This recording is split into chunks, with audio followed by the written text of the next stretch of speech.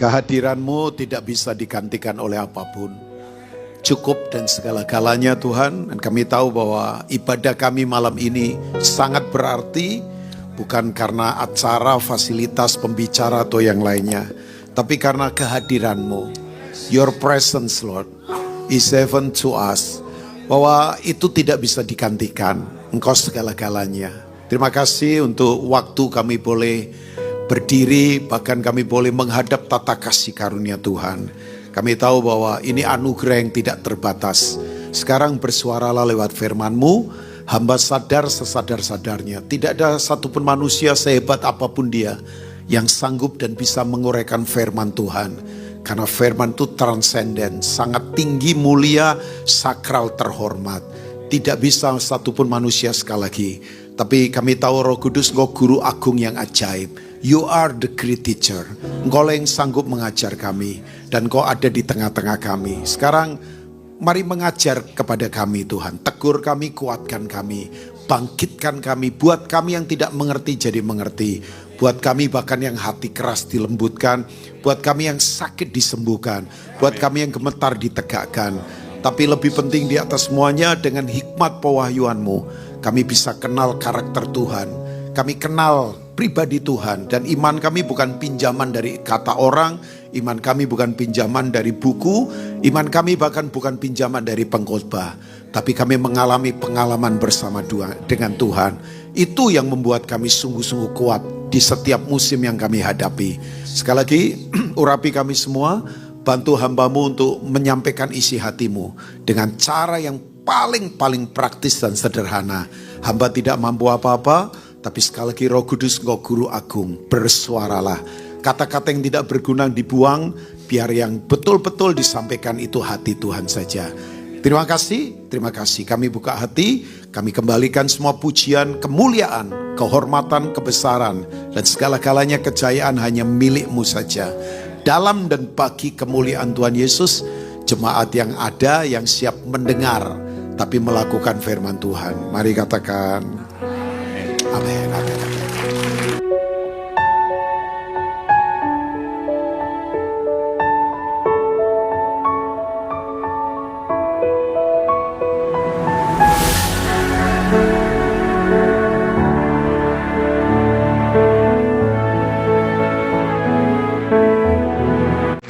Silakan duduk kembali. Shalom semua. Kalau nggak salah, this is my maksudnya first time untuk saya ada di ibadah doa malam GSCS yang ada di tempat ini ya. Kalau nggak salah saya datang yang lalu di Pluit ya. Jadi saya datang ke Pluit Village. Thank you Pastor Andrew. Saya nggak tahu beliau mungkin nggak ada tuh. Ya. Oh lagi nggak ada. Oke. Thank you.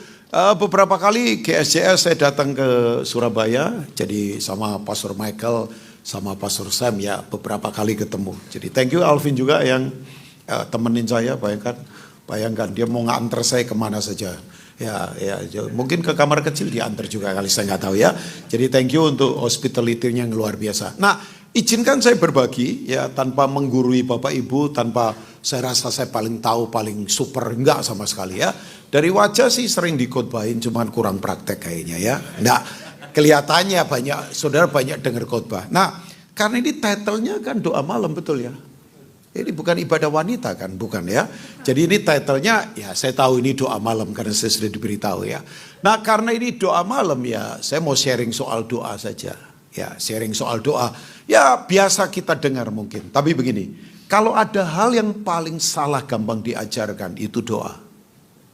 Nah itu.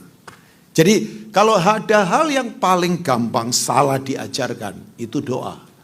Saya ulang lagi ya, kurang terkejut kali.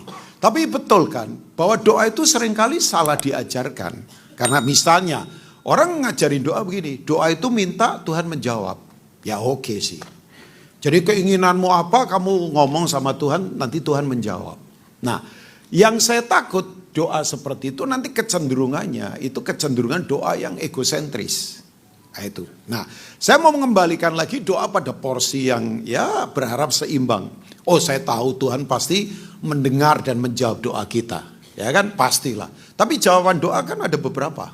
Misalnya jawaban iya. Ya itu dijawab, ya. Tapi tidak.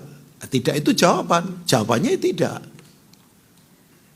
Enggak ada yang amin loh. Kayaknya maunya iya semua ini ya. Loh, tidak itu ya jawaban. Karena mungkin begini, kalau itu dijawab kita nggak tahu ke depan malah kita rusak. Dengan apa yang kita inginkan, bisa saja. Karena saya ketemu orang, bayangkan. Awal pelayanan bagus, tapi begitu dalam perjalanan, udah mulai sukses, sudah apa, jadi berantakan. Ya. Nah, itu tidak gampang memang untuk menghandle itu. Saya dalam anugerah Tuhan ya, 40 tahun ini pelayanan. Hampir 40 tahun pelayanan. Ya, jadi datang ke model ibadah ya beraneka ragam.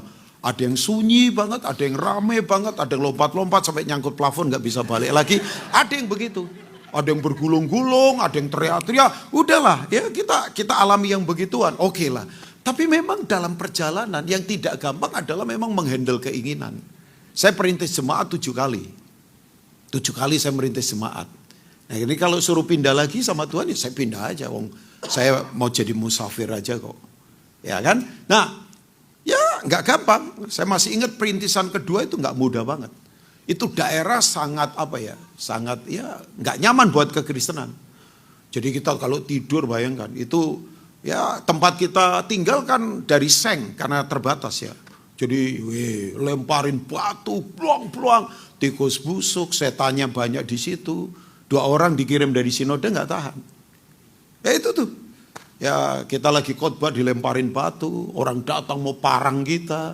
Ya hal-hal begitu kita alami. Ya oke. Ya kadang-kala besok makan apa kita nggak tahu. Makanya saya kalau ketemu anak-anak pendeta yang jemaat sudah banyak nggak apa-apa. Saya duduk sama mereka yang jemaat aja bisa puluhan ribu ngobrol sama saya. Ya cuman saya kasih masukan saja.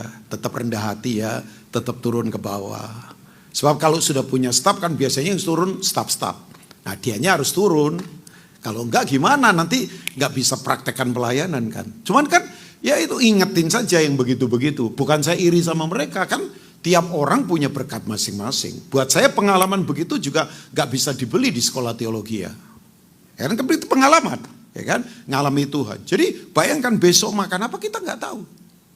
Besok makan apa kita nggak tahu. Makanya saya paling menghargai makanan sampai sekarang. Saya paling marah kalau saya muridkan anak muda makan nggak habis. Udah saya bilang udahlah nggak usah bahasa roh kenceng-kenceng, habisin dulu makanan.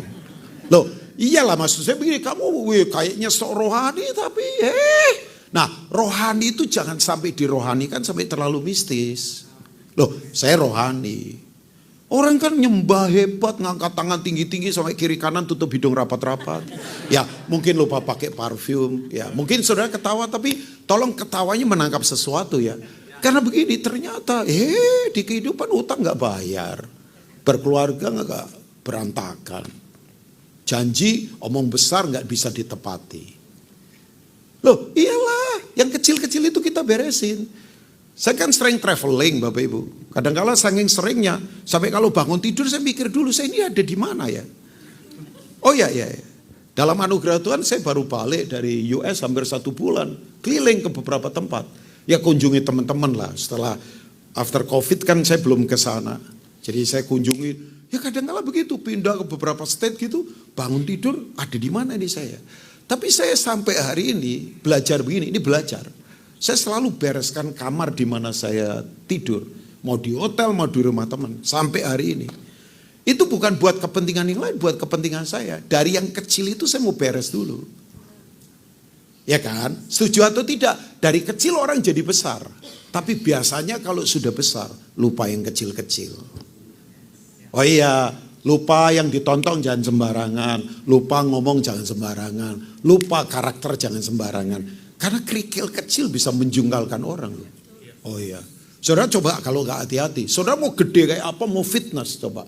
Kalau ada kulit pisang, ada di lantai marmer kan. Saudara rumahnya marmer, misalnya sukses gini marmer. Ya dari wajahnya sih banyak yang marmer ini kayaknya ya. Ya saya gak tahu marmer dari China atau dari Italia kan tergantung. Pokoknya marmer kan ya. Ya kalau saya ngomong 2 negara ini berarti memang beda harga lah ya. Tapi China yang mahal juga ada lah mungkin ya. Tapi kan kalau Italia marmer ya Italia lah ya. Coba. Misalnya Alvin punya rumah marmer misalnya. Ya dari tasnya sih kayaknya rumahnya Marmer. Ya, dah lah, bercanda Fit. Ini tolong dihapus ini yang ini. Skip aja.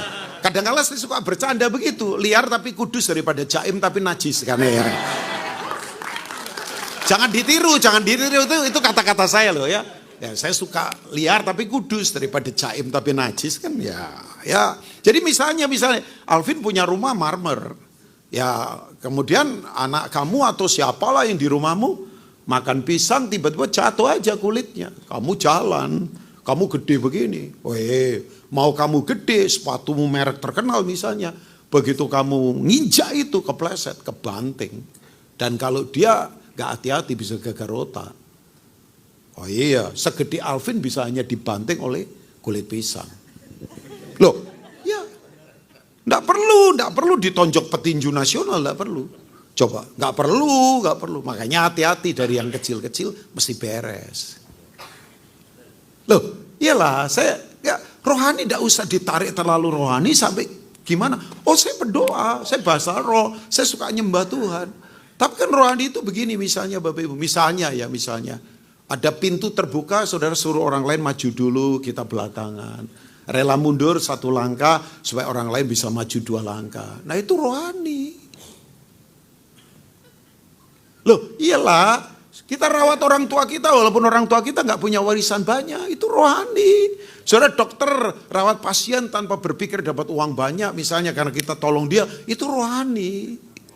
Loh rohani tidak perlu dirohanikan gimana mesti sange rohaninya. Nyanyi dulu, bergetar dulu, sampai apa keluar asap dulu ya. Ya oke lah. Saya suka nyanyi, kan nyanyi lagu rohani tidak menjamin orang rohani. Pengarang lagu rohani belum tentu hidupnya rohani. Khotbah rohani tidak menjamin dia rohani. Enggak lah. Ya, agak terganggu kayaknya khotbah saya ini malam ini ya. Enggak, tapi saya akan sampaikan ini karena penting. Nah, misalnya, coba kita lihat Yakobus 4 ayat 1 sampai 3. Coba. Yakobus itu kitab tentang kedewasaan, mature in Christ Jesus. Yakobus itu adalah saudara tirinya Yesus. Orang ini keras karena aliran Yudaism. Makanya waktu Petrus lagi makan sama Goyim, Gentiles, kelompoknya Cornelius. Begitu ketemu kelompok Yakobus dia lari. Dia takut, ditegur Paulus. Ya, jadi sesama rasul kadang-kala begitu saling menegur. Di 1 Tesalonika kan. Cuman Petrus itu orang rendah hati. Ditegur sama orang lebih junior dia mau dengar. Karena Paulus ngomong, yang kamu lakukan itu salah Pak Petrus, ini menciptakan kemunafikan. Ya, tapi memang ini kelompok ini keras Yakobus itu, tapi Yakobus dalam perkembangan, kemudian banyak perubahan. Nah, kitab-kitabnya itu, maksudnya tulisannya di kitab Yakobus itu menantang orang jadi mature, dewasa, teleos. Ya, kata teleo itu muncul terus, teleo, kamu sempurna. Nah, sempurna itu adalah dewasa, mature. Dan kan kedewasaan tidak diukur dari usia. Kedewasaan itu diukur dari bagaimana hidup mempraktikkan firman. Ya, makanya saya punya prinsip, jadi tua itu otomatis, jadi dewasa itu soal pilihan. Oh iyalah, saudara nonton serial Netflix tiap hari sambil makan kacang atom pasti tua. Pasti. Udah tua itu enggak usah diapa-apain, sudah pasti tua. Ya, saya lihat beberapa orang, Pak Supratman juga sudah mulai tua. Ini pendeta teman saya. Tiba-tiba ngikut saya ya. Ya, saya terhormat juga ini dikawal pendeta dan para malaikat. Padahal para malaikat ngawal saya, ya. Pendeta ngawal saya juga udah, enggak janjian tadi dia. Tiba-tiba makanya Alvin tanya, berapa orang yang datang? Saya sendiri, kayaknya nih anak-anak beberapa yang tadi ketemu saya nggak ikut.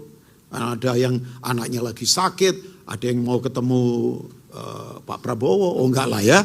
Nah, mereka lagi ada urusan apa begitu ya, jadi nggak ikut. Pak Supratman yang ikut. Jadi begini, ya saya kenal Pak Supratman sudah puluhan tahun kali ya. Sebelum Indonesia merdeka kita kenal. Nah dulu kan kita pelayanan bareng di satu tempat begitu ya. Ya sudah kelihatan mulai senior lah ya. Saya juga sudah mulai kelihatan tua. Ya biasalah, tua itu otomatis. Ya, tapi jadi dewasa itu pilihan. Jadi orang tua belum tentu dewasa, belum tentu. Yang ibu-ibu ngangguknya kencengnya minta ampun. Iya Pak Robin, iya. Sebab Suaminya memang kekanak-kanakan kayaknya ya. Tahu ciri anak-anak? Pembosan. Jadi kalau ada yang pelayanan di sini bosanan, ya masih kanak-kanak. Di gereja bosanan, pindah-pindah. Ya anak-anak pembosan. Saudara pernah belikan anak kita tuh cucu kita mainan. Bisa bertahan 10 tahun gak beli yang baru lagi. Tolong itu anak itu dimuseumkan karena itu makhluk langka. Toko mainan, toys itu, Toy Store. Selalu menyodorkan model baru tiap sekian bulan. Karena anak-anak itu pembosan. Makanya beda antara orang dewasa atau orang yang sudah tua dengan orang anak-anak. Itu bedanya cuma di harga mainannya. Kalau orang dewasa kan mobil beneran. Kalau anak-anak mobil-mobilan. Tapi pembosan juga. Jadi kalau sudah ketemu orang pembosan, baru doa sebentar bosan, baru pelayanan sebentar bosan, baru nikah sebentar bosan. Ya anak, loh serius. Anak-anak itu pembosan. Anak-anak kan begitu, pembosan. Oke, kita bahas apa sih? Ya kita ke Yakobus 4. Thank you, multimedia. Dari manakah datangnya sengketa dan pertengkaran di antara kamu? Bukankah datangnya dari hawa nafsumu yang saling berjuang di dalam tubuhmu? Makanya doa jangan memuaskan tubuh. Doa itu memuaskan kehendak Tuhan. Ya, kemudian kamu mengingini sesuatu, tetapi kamu tidak memperolehnya. Lalu kamu membunuh, kamu iri hati, tetapi kamu tidak mencapai tujuanmu. Lalu kamu bertengkar dan kamu apa? Berkelahi. Kamu tidak memperoleh apa-apa karena kamu tidak berdoa. Jadi doa itu penting sekali. Jadi kita nggak memperoleh apa-apa karena kita tidak berdoa. Makanya betul, siapa menang di alam rohani, dia menang di alam jasmani. Siapa kuat di alam rohani, dia kuat di alam jasmani. Siapa mahir di alam rohani, dia mahir di alam jasmani. Ya, Keluaran 17 itu pertempuran pertama kali yang dicatat di Alkitab. Antara Israel dengan Amalek di lembah Refidim. Tahu nggak yang aneh pertempuran itu? Nggak main-main. Ya, Yosua dan pasukannya berperang di bawah bukit. Musa, Harun dan Hur naik ke atas bukit. Kalau tangan Musa terangkat, Yosua menang. Kalau tangan Musa turun, Yosua kalah. Jadi apa yang terjadi di atas bukit menentukan apa yang terjadi di bawah bukit. Jadi kalau tangan Musa ngangkat itu kan lambang berdoa, menyembah. Ya kan? Yosua menang. Makanya siapa menang di alam rohani, dia menang di alam jasmani. Siapa kuat di alam rohani, dia kuat di alam jasmani. Makanya doa itu penting sekali. Jadi kamu tidak peroleh apa-apa. Yang ada cuma ribut, bertengkar, rebutan warisan, rebutan jabatan, rebutan pelayanan, rebutan apa saja, iri hati, dengki, ya membunuh nggak cuma fisik kan, perkataannya membunuh, sikapnya membunuh. Oh iya. Sering ketemu begitu? Banyak banget. Itu karena nggak kuat secara rohani, spiritualnya lemah. Makanya orang kalau gak kuat rohani 3 fungsinya pasti hilang. 1 worship, 2 revelation, 3 hati nurani. Jadi Bapak Ibu, kalau Bapak Ibu ketemu orang bergelar master tapi tidak bisa bedakan salah dan benar, itu soal roh. Karena ini bukan soal gelar. Makanya saya tarik ya, bodoh pinter itu bukan soal gelar. Bodoh pinter itu soal karakter. Menurut saya Indonesia gak kurang orang pinter. Indonesia kurang orang bermoral. Loh, iyalah orang pinter banyak Bapak Ibu. Master banyak, lulusan luar negeri ribuan orang tiap tahun. Cuma masalahnya kan soal karakter. Nah karakter itu berhubungan dengan rohani. Jadi kalau misalnya ya ada, saudara pernah dengar orang berkata, saya ini sulit tidur. Kalau baca Alkitab gampang tidur. Oh, saya enggak ketawa. Dulu saya ketawa, saya enggak ketawa. Saya bilang, Om, Tante, masalahnya berarti Om Tante punya roh mati. Makanya yang kuat fisiknya aja, tubuhnya aja. Ya, ada orang lagi nyembah Tuhan, kusuk gitu. Orang kemudian malah ngitungi kursi ada berapa, lampu ada berapa. Gadis di sebelah kanan tuh cantik juga ya. Enggak, itu masalah roh Bapak Ibu. Hati-hati. Nah kalau kita enggak kuat secara spiritual ya berat. Apalagi ini kita di kehidupan. Yang ke depan ini semua enggak jelas secara dunia. Saya bayangkan, saya pulang sekarang beli bensin, udah terpautnya 13.000 Ya, karena saya pakai Dex kan. Kaget juga sih, kerasa juga pengen. Satu strip hampir 500.000. Total kalau ngisi dari kosong mungkin 1,5 juta, bayangkan. Ya oke lah, tapi ya kaget juga. Ya efeknya kemana-mana ini. Pasti naik semuanya. Dan keadaan gak gampang. Saudara setuju atau tidak, kita ada di zaman yang aneh sekarang. Anehnya begini, tidak pastinya pasti, pastinya tidak pasti. Jadi kita ada di masa di mana kepastiannya tidak pasti, tapi ketidakpastiannya pasti. Ketidakpastiannya pasti, tapi kepastiannya tidak pasti. Bingung gak? Wong saya yang ngomong aja bingung, apalagi saudara. Loh, ekonomi pasti, tidak pasti. Keamanan pasti, tidak pasti. Hidup ke depan pasti, secara dunia gak pasti juga. Semua tidak pasti, itu pasti. Harga-harga tidak pasti, itu pasti. Keamanan tidak pasti, itu pasti. Ketidakpastiannya pasti, tapi kepastiannya tidak pasti. Makanya yang pasti cuma satu, firman Tuhan. Saudara harus rohani. Itu kekuatan doa. Tapi saya kaget. Ayat berikutnya, coba lihat. Tadi ayat berapa ya? Yang main keyboard main pelan-pelan dah kayaknya sepi sekali nih. Vicky bayangkan. Kayak pemain drama Korea ini dia. Ya, Vicky ini teman lama saya, ya ampun. Kalau dia sampai gak kenal saya ya. Saya doakan dia jadi kodok kali ya. Ya lah, dia kenal saya sudah cukup lama. Ini orang-orang lama yang saya kenal lah. Kenal banyak lah. Niko, masih ada Niko. Niko Mariadi. Ada kan? Niko ada kan? Di mana dia? Enggak ada, di mana dia sekarang? Oh, di rumahnya, ya sudah. Enggak, saya pikir dia lagi keluar atau apa. Kita panggil aja, suruh ke sini.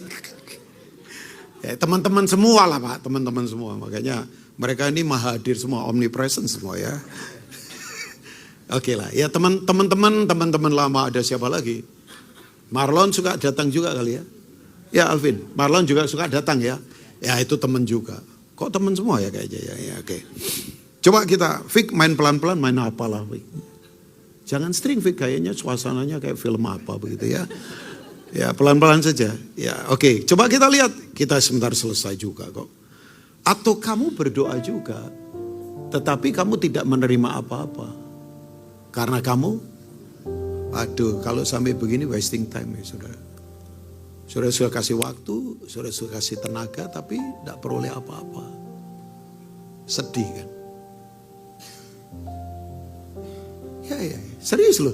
Ini Yakobus bilang, kan sayang ya, kita sudah kasih waktu, kasih semuanya. Itu. Loh ini firman loh, bukan saya yang bicara. Atau kamu berdoa juga, tetapi kamu tidak menerima apa-apa. Karena kamu salah berdoa. Kenapa? Sebab itu berarti karena ada akibat tadi. Sebabnya adalah begini. Yang kamu minta itu hendak kamu habiskan untuk memuaskan hawa nafsumu. Makanya tadi saya bilang, doa itu bukan begini, kita punya keinginan Tuhan harus menjawab. Bukan. Doa itu tidak berhubungan dengan keinginan kita. Soalnya begini, keinginan itu sistem dunia. Dunia itu didrive oleh sistem keinginan. Ya makanya betul, Kristen itu bukan kepercayaan di mana Tuhan harus selalu mengikuti keinginan kita. Ya. Ya dong. Ya, makanya kalau kan banyak orang begini, kalau keinginannya nggak terpenuhi marah, jangan. Berarti itu keinginan sudah memang lahir dari nafsu kita. Harusnya kan begini, ya sudah terserah Tuhan. Makanya kalau kita nyanyi, misalnya laguku bersyukur Bapa. Ya kan? Bersyukur itu apa sih? Bersyukur itu begini, agree with God, aku setuju dengan Tuhan. Tahun lalu istri saya mesti operasi karena ganas kansernya. Sampai hari ini masih treatment. Ya dia nggak ikut saya sekarang karena lagi agak sedikit batuk dan apa. Oke lah. Ya proses gak gampang. Saya nggak ngomong siapa-siapa, nggak posting-posting di Instagram. Kan saya bukan pemain begitu ya. Ya teman-teman kaget semua, beberapa marah. Kok nggak beritahu kita? Ini setelah proses sekian bulan udah operasi, sudah semuanya apa? Saya bilang ya ngapain? Wong ini proses kita, kok kita nikmati aja. Dan kita setuju. Saya nggak komplain, Tuhan kan saya kesini kesana, saya turun misi, saya apa, ya enggak lah ngapain. Ya bingung juga kadang. Saya nggak ngerti ya, saya cuma diam saja di satu tempat. Saya cuma berkata, Lord, please help us. Give me your strength, Lord. ya nggak mudah. Tapi saya belajar untuk setuju dengan Tuhan. Ya kan? Jadi bersyukur itu setuju dengan Tuhan. Gak cuma yang enak-enak kan. Ya kita semua tahu lah itu. Jadi begini, bahwa dunia memang didrive oleh keinginan. Makanya kekristenan bukan kepercayaan di mana Tuhan itu terus memenuhi keinginan kita, bukan. Saya tidak hidup untuk memberitahu pada dunia apa yang saya ambil dari dunia. Saya hidup untuk memberitahu pada dunia apa yang Tuhan sudah taruh di dalam saya. Makanya doa isunya bukan cuman mata lebam, nangis-nangis. Kan ada orang yang, ada orang yang kadang-kala kalau nggak hati-hati, itu mesinnya mesin menangis, gampang menangis. Ya boleh lah, boleh. Bahkan ada orang yang kalau nggak hati-hati, agamanya agama doa. Doa sudah jadi agama tapi tradisi aja. Saya sedih kok ketemuan para pendoa, begitu jam makan siang ada beberapa orang nggak makan. Gara-gara yang duluan makan itu hajar habisin semua sampai bungkus. Sementara ada yang belum makan. Yaitu yang saya bilang, ada orang yang agamanya doa. Doa jadi agama tapi tidak terpraktek dalam kehidupan sehari-hari. Karakternya nol. Aduh, saya makanya paling suka negur ini. Kita kan, saya jadi gembala cukup lama, saya negur para pendoa, hati-hati. Jangan rasa sok rohani kayak jalan gak nginjak tanah, ditanya bahasa Indonesia apa kabar, menjawabnya bahasa roh ralapatakasekete. Oke lah, oke. Tapi coba bayangkan, saya bilang karakter gak diperbarui. Makanya itu yang saya katakan. Banyak orang yang, sorry, ini kita ketawa tapi tolong dipatri di hati. Karena kita ada di masa yang tidak gampang. Kalau gak hati-hati, semua nanti yaitu permukaan kita, ya hati-hati kalau bahasa kerasnya manipulasi pelayanan dengan segala cara. Tapi dalam gak berubah. Yesus waktu mengajar, kalau kamu berdoa masuk ke kamar, gak perlu diposting-posting. Ya ampun, sekarang pendeta bahasa telur dadar saja diposting. IG story berharap ribuan orang. Coba Yesus bayangkan, kamu kalau doa masuk ke kamar, gak usah ada yang tahu, biar Bapamu yang melihat semua itu. Bayangkan. Itu yang namanya whisper revival, kebangunan rohani yang berbisik. Kesadaran dari dalam bahwa Tuhan bersama kita. Ya, saudara kalau sadar Tuhan bersama kita, saya beritahu ya, gak perlu takut apapun. Kita takut apa?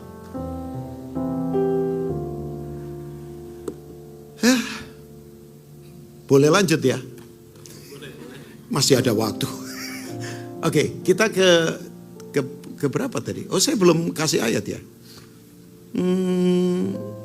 Matius pasal 6. Coba lihat. Kalau saya agak sedikit ngomong tajam, nggak marah sama sekali. Cuman mengembalikan keseimbangan saja. Bahwa doa itu kekuatan hebat.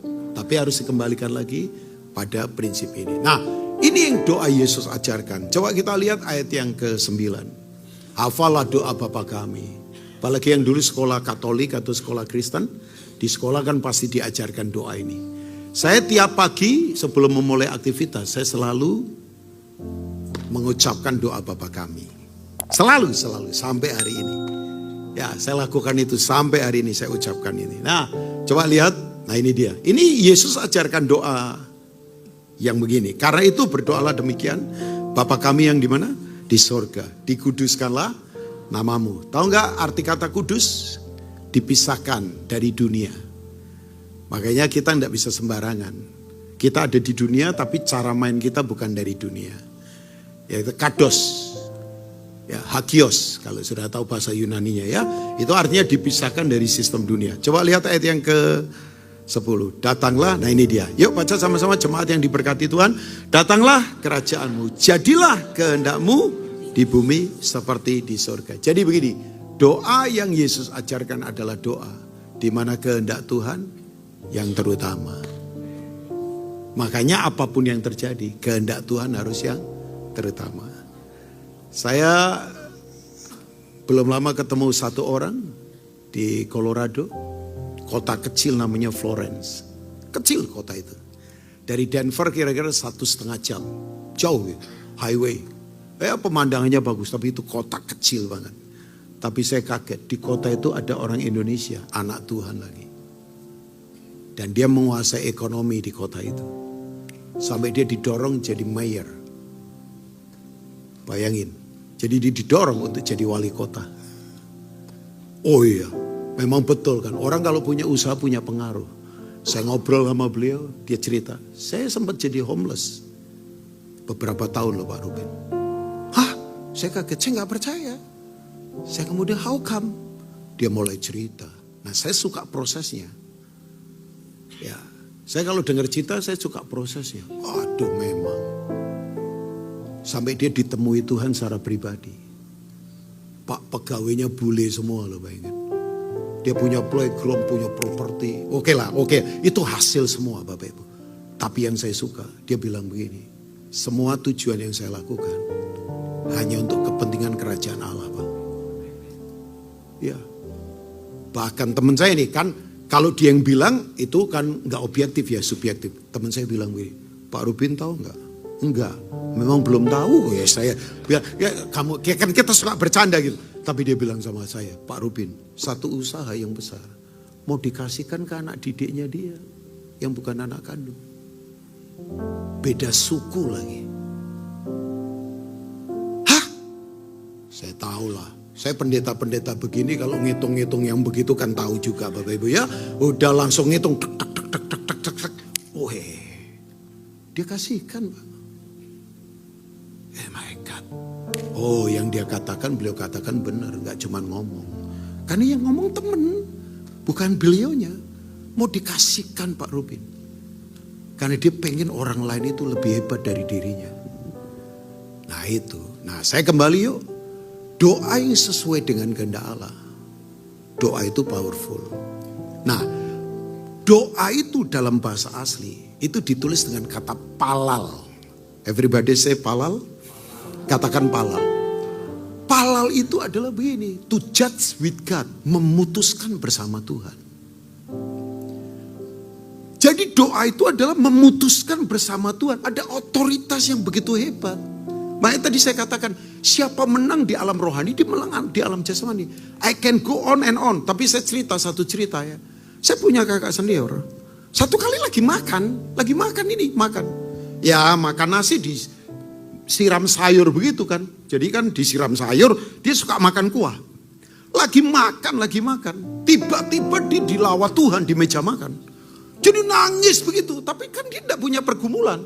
Dia tidak ada penyakit, dia tidak punya pergumulan, tidak ada utang, tidak ada pergumulan. Keluarga semua baik-baik. Tiba-tiba nangis. Lah waktu nangis itu Roh Kudus bicara kuat. Kamu masuk kamar sekarang. Masuk aja. Lah kan nasi sudah dicampur sama kuah. Kan mengembang ya, kalau sekian menit saja kan mengembang Pak, jadi gak enak ya, kecuali dijemur jadi keripik kan, setelah itu digoreng Pak ya.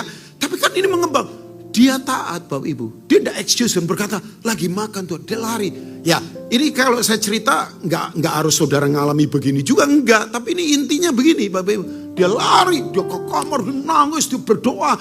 Ya itu tuh doanya itu doa yang lahir dari spontan, nggak dibuat-buat. Makanya semua yang spontan itu kan murni Bapak Ibu ya, spontan aja keluar, mengerang apa. Kira-kira hampir 20 menit dia nangis syafaat, tiba-tiba berhenti. Syafaatnya itu kayak hilang aja. Kemudian Tuhan bilang makan lagi. Tuhan kadang bercandanya memang luar biasa ya. Jadi dia makan lagi Bapak Ibu. Bapak Ibu tahu nggak main-main. Ternyata Bapak Ibu, hidup ini kan peperangan. Sementara saudara di sini, saudara nggak tahu dengan keluarga saudara di mana, kita kan nggak tahu. Saudara nanti pulang dari tempat ini, kita juga nggak tahu ke depan, nggak tahu. Ada anak yang saya bina main sama temennya, ya nggak main bersama lah, temennya main pedal, 34 tahun, jatuh. Tendonnya pecah atau apa? Tendon pecah. Operasi. Tiba-tiba kaki membengkak semua. 2 hari lewat. Pulang ke rumah bapak. Padahal kan olahraga supaya sehat. Loh iya kan? Kita olahraga supaya sehat kan? Ya makan terus kemudian olahraga ini supaya sehat. Tapi ya itu makanya. Bulan Februari 5 keluarga yang saya kenal pulang semua. Dan masih muda-muda semua. Ya nggak tahu juga, orang tanya sama saya, kok bisa ya Pak Ruben? Mereka kan pelayanan. Ya saya nggak tahu. Ini the great secret yang kita nggak ngerti. Ada teman saya lagi naik mobil tiba-tiba ban pecah, buar begitu. Padahal ban belum lama ganti. Nah, saya bilang, setan bukan ngincer bannya, setan ngincer dia supaya mati. Loh, ya apa saja, setan tuh tidak suka kita sukses, setan tidak suka kita terlibat dalam kehendak Allah, setan tidak suka saudara pelayanan. Makanya yang di panggung-panggung ini, oh enggak, hati-hati, ya jadi inceran lah. Oh enggak apa-apa. Saya sadar kok, makanya doakan para pendeta, doakan para pelayan. Kan berapa banyak orang di panggung pada jatuh. Karena panggung kalau nggak hati-hati hasilkan, kalau nggak hati-hati panggung hasilkan artis. Kalau mesbah kan hasilkan petempur. Makanya orang yang ada di panggung harus memang betul kuat di mesbah. Loh iya, kalau nggak, mesbah kan api, mesbah itu menghanguskan, mesbah itu memurnikan, mesbah itu sacrifice, mesbah itu pengorbanan, mesbah itu nggak ada yang nonton, nggak ada orang suka di mesbah, karena di mesbah harus ada dikorbankan, di mesbah harus ada api yang membakar, memurnikan kan. Loh, sorry ya, semua orang ya paling suka di panggung lah, paling enak lah. Ya kan? Bapak Ibu tahu? Setelah dia makan udah gak ada apa-apa. 2 hari kemudian dia baru tahu. Sepupunya bankrupt. Dan sepupunya itu hari itu udah ambil kursi. Pintu dikunci di kamar. Tali udah dipasang.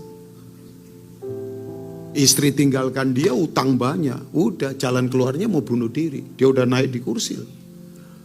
Udah, tali udah masuk ke lehernya dia. Tinggal kursi ditendang, kecekek dia. Tiba-tiba mendadak sontak ujuk-ujuk suddenly seketika itu juga. Itu kan sama ya. Lelawatan Pak. Kan Alkitab sering berkata, tiba-tiba Tuhan melawat, tiba-tiba Tuhan buka pintu, tiba-tiba malaikat datang, tiba-tiba ada sesuatu, tiba-tiba ada jalan keluar, tiba-tiba ada cahaya, tiba-tiba sakit sembuh, tiba-tiba. Nah itu tiba-tiba itu bahasa surgawi. Itu tidak bisa dikendalikan. Tiba-tiba, tahu nggak? Sederhana. Dia cuma denger ingat lagu sekolah minggu.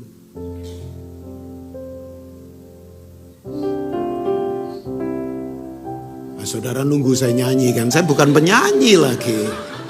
Saudara nunggu saya nyanyi, saya tahu dari wajahnya, bahwa saya bukan penyanyi.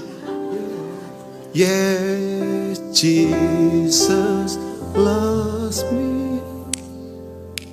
Yes, Jesus. Ya Yesus sayang, Dia sayang. Nangis tiba-tiba. Ingat guru sekolah minggunya, ingat kelas sekolah minggu. Makanya benih gak mungkin mati. Langsung dia nangis berlutut. Nah orang yang dia telepon itu teman saya. Jarak beda 1 jam, teman saya juga gak tahu. Udah lama gak komunikasi, dia udah tinggalkan Tuhan. Coba bayangkan. Masih hidup sekarang, sukses, pelayanan. Apa itu? The power of prayer.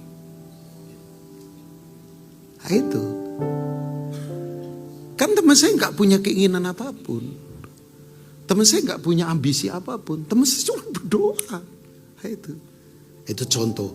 Saya punya banyak contoh. Dan saya sendiri ngalami dalam hidup. Saya mau mati beberapa kali. Itu khotbah di serbu masa. Ya, mau dibunuh. Ya, macam-macam lah. Dalam perjalanan kan macam-macam yang kita alami. Ya, tapi ya itu Tuhan tolong.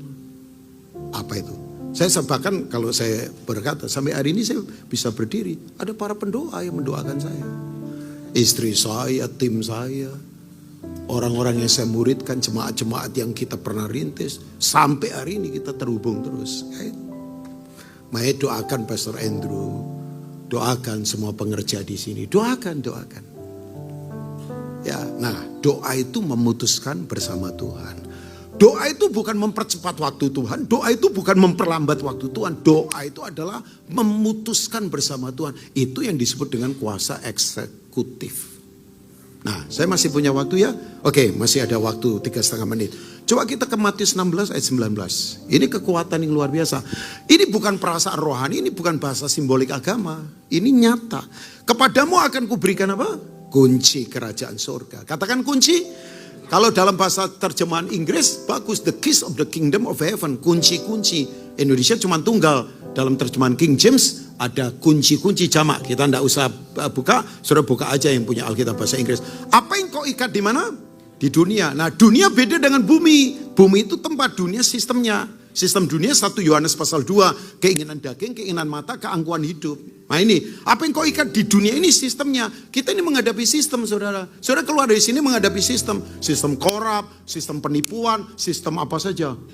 Sistem. Saudara kalau ketemu kemiskinan itu sistem. Itu bukan sekedar biasa. Miskin itu sistem. Saya pernah ketemu orang yang duitnya banyak, tapi jahat, pengennya ngambil duit orang terus. Nah itu karena mental. Makanya kita berhadapan dengan sistem. Saudara berhadapan dengan sistem, orang mengalahkan segala cara, shortcut, main di bawah meja. Pokoknya cepat selesai proyek, yang penting hasil. Kita menghadapi sistem begitu. Siapa bilang gampang? Oh iya, kadang saya tertekan juga. Coba bayangkan, kita kan marah juga. Ya harga naik, tapi kok kayaknya banyak hal yang tidak adil. Marah juga, tapi saya sadar, saya menghadapi sistem di dunia ini. Nah ini kita punya kekuatan, coba kita lihat. Apa yang kau ikat di dunia akan terikat di surga. Apa yang kau lepaskan di dunia ini akan terlepas di surga. Coba perhatikan, tidak dikatakan ayatnya begini. Karena surga mengizinkan kau mengikat, maka waktu kamu mengikat akan terikat. Karena surga mengizinkan melepaskan, maka waktu kamu lepaskan akan terlepas. Enggak, totally diberikan bagi kita. Kamu ikat, surga ikat. Kamu lepaskan, surga akan lepaskan. Otoritas. Katakan kunci. Kita bilang, Pak kita minoritas. Kunci itu minoritas. Saya tanya, pasti jawabannya benar. Di rumah saudara lebih banyak piring sendok atau kunci? Loh, di rumah saudara lebih banyak piring, garpu, sendok, gelas atau kunci? Berarti suka makan. Oke. Nah kan, di rumah kita lebih banyak piring dan gelas daripada kunci. Kunci tidak perlu banyak. Dan kunci itu tidak harus bentuk fisik. Kunci sekarang misalnya fingerprint. Kunci sekarang misalnya pakai tepuk tangan saja. Kunci misalnya pakai mata. Karena kunci bukan bicara fisik bentuk. Makanya kita tidak perlu kecanduan bentuk. Ibadah tidak perlu kecanduan bentuk. Mesti niru-niru yang itu dulu supaya top gitu. Nggak perlu. Ibadah itu ketulusan di hadapan Tuhan. Karena kunci...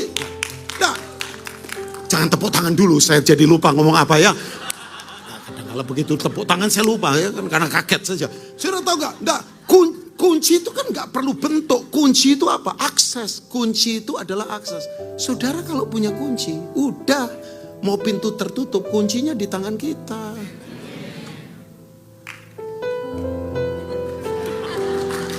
Nah itu tepuk tangan. Sebab saya diam itu saya bingung mau ngomong apa lagi setelah ini kan. Dipikir saya ini fasilida, enggak. Ya, oke, nah saudara coba. Saya nggak punya waktu untuk menjelaskan lebih banyak. Tapi tolong nanti baca Kejadian 20. Ingat peristiwa apa itu? Masa ada Kejadian 20 Pak? Ada lagi. Saudara Kejadian 20, oke saya tutup ya. Abraham pergi ke Gerar. Rajanya namanya Abimelek. Abi itu adalah bapak. Melek itu adalah raja, bapak raja. Saudara begini, begitu Abimelek lihat Sarah usia 80 tahun. Tapi cantiknya cantik magis. Cantik banget, 80 tahun Abimelek masih naksir Sarah. Gak tahu itu memang Sarah cantik atau Abimelek memang playboy cap duren 3 kan saya gak tahu. Jadi itu dua hal ya. Pria itu memang aduh. Usia 80 tahun masih ditaksir. Nah ceritanya begini. Abraham sudah ngomong sama Sarah. Sarah nanti kalau masuk ke Gerar beritahu ya kamu saudaraku. Karena Abraham takut dibunuh. Situasinya Abraham sedang tidak baik. Tapi sebetulnya Sarah itu memang saudaranya. Saudaranya di tanah senior kan. Masih saudaranya Abraham. Jadi begini begitu masuk Abimelek langsung tanya. Cantiknya siapa dia? Doi siapa ini? Bro. Abraham bilang, ya my sister. Hah? Diambil Sarah. Tahu nggak malam itu saya tutup, Tuhan marah. Kandungan semua ditutup. Bahkan yang mau melahirkan jadi gugur gara-gara ini. Tuhan bilang sama Abimelek, kembalikan. Itu istrinya Nabi itu. Kalau kamu tetap ambil, aku hantam seluruh negeri ini. Takut Abimelek. Saudara, Abimelek panggil Abraham. Saudaramu ngakunya, kan istrimu. Ini istrimu. Abraham dikasih hadiah saking takutnya. Bapak Ibu tahu nggak? Tapi yang aneh ini. Abimelek minta Abraham doakan Abimelek dengan Gerar. Jadi bayangkan Abimelek berdoa memutuskan bersama Tuhan. Karena Tuhan bilang, biar Nabi ini berdoa supaya begini. Mandul hilang, hukuman hilang. Padahal situasinya tidak baik-baik saja. Artinya saya beritahu, mau situasi baik atau tidak, doa itu memang memutuskan untuk kehendak Tuhan terjadi dalam hidup kita. Selamat berdoa, praktekkan doa, memutuskan bersama Tuhan, kehendak Tuhan terjadi di bumi seperti di surga. Sebelum saya tutup, yang sekarang lagi nggak punya jalan keluar, nggak usah takut. Saya sih berdoa, saudara pulang dari tempat ini akan banyak terobosan yang Tuhan akan kerjakan. Mari bangkit berdiri bersama-sama. Let's pray. Kita berdoa. Karalapa sekete karalapa takasakutu koralapa papa papa papa. Ikaralapa takasekete karalapa papa. Mari bersyafaat. Ambil waktu sebentar. Kiralapa takasekete karalapa paralapa paralapa papa papa paralapa papa papa. Yang tertutup terbuka. Oralapa seke, yang buntu ada jalan keluar. Yang sakit disembuhkan, yang gemetar ditegakkan.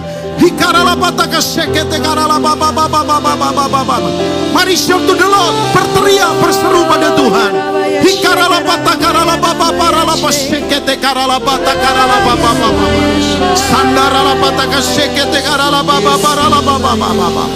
Datanglah kerajaanmu, jadilah kehendak-Mu di bumi seperti di sorga.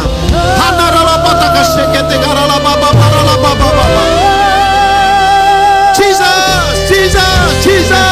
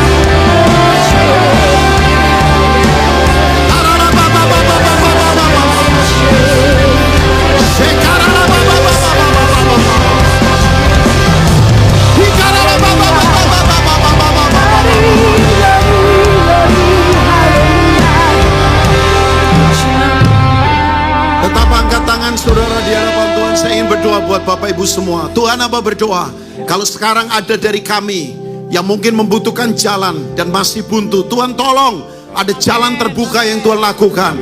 Karena Engkau adalah jalan, tapi juga Engkau pembuat jalan. Bahkan Engkau berkata dalam Yesaya 43 bahwa Tuhan sedang membuat jalan di padang gurun, Tuhan sedang memancarkan air dari bukit-bukit batu, Tuhan sedang melakukan perkara yang luar biasa. Ini bukan lagi saatnya kami mengandalkan manusia. Ada hal-hal ajaib yang Tuhan akan lakukan. Tuhan tidak bisa dicegah. Kami akan mengalami pengalaman bersama Tuhan. Bukan lagi lewat manusia, tapi kami akan mengalami langsung pengalaman. Ditolong oleh Tuhan, dibela oleh Tuhan, diberkati oleh Tuhan, dilakukan hal-hal yang dahsyat Tuhan. Terima kasih Bapak, terima kasih. Biar kami sungguh-sungguh, doa kami tidak egois. Doa kami bukan untuk kepentingan kami. Doa kami adalah datanglah kerajaan-Mu, jadilah kehendak-Mu di bumi seperti di surga. Karena kami tahu kalau doa kami sesuai kehendak Tuhan, Tuhan lebih ngotot menjawabnya daripada kami sendiri ingin jawaban doa itu segera terjadi. Tuhan, terjadilah apa yang menjadi kehendak-Mu lewat hidup kami, keluarga kami, bisnis kami. Dan kami tahu kalau dalam kehendak-Mu terjadi, bisnis kami akan beda, keluarga kami akan berbeda, cara hidup kami akan berbeda. Kami tidak pernah kekurangan apapun. Sebab dalam kehendak Tuhan di bumi seperti di sorga. Keuangan kami seperti di sorga, keluarga kami seperti di sorga, pekerjaan kami seperti di sorga, bahkan negeri ini seperti di sorga. Terima kasih, yang sakit disembuhkan, yang lemah dikuatkan dalam nama Tuhan Yesus. Haleluya, mari katakan amin.